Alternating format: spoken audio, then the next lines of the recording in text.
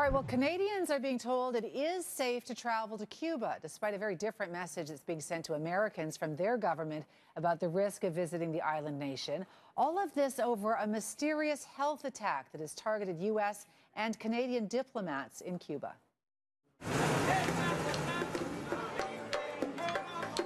The beautiful beaches and stunning architecture of Cuba have been a draw for throngs of Canadians seeking the sun for decades. But far away from the blue waters, an eerie spate of attacks has been playing out for a year now, and still no answers. The target? American and Canadian diplomats living in Havana, dozens of them struck by a strange illness with symptoms ranging from hearing loss and vertigo to nausea, concussions, and confusion. Some diplomats reported waking up in the middle of the night, hearing loud grinding noises or high-pitched noises, moving a few feet away from their bed, and the noise would stop.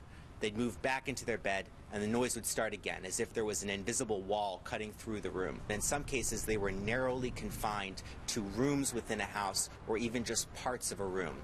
The theories have been wild, that the diplomats are specifically being targeted with sound being used as a weapon, some sort of sonic attack, that they've been struck by an electromagnetic device, or that they're victims of poisoning or chemical weapons. But there are still no answers, and this expert discounts the sound waves as weapon theory. Some of the symptoms that they reported were things like hearing loss, vertigo, memory loss, brain lesions, brain swelling, and other very direct physiological effects that sound waves couldn't possibly create. Some of the attacks took place here at the historic Hotel Capri in downtown Havana. So who's behind it? Well, that too remains unsolved. The theories ranging from some rogue element within the Cuban government or a country like Russia, North Korea, or Iran, who would have an interest in dismantling relations between the U.S., Canada, and Cuba. And if that is the motive, then it's working. The U.S. has pulled all but essential diplomatic staff from Cuba and has ordered Cuba to withdraw 15 of its diplomats from Washington.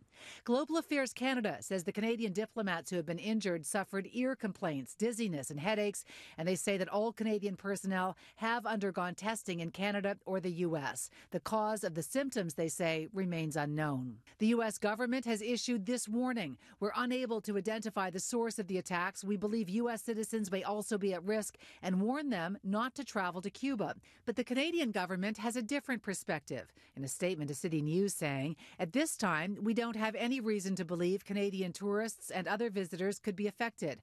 Canada currently has no plans to change its travel advice and advisory for Cuba or to remove its staff from Cuba.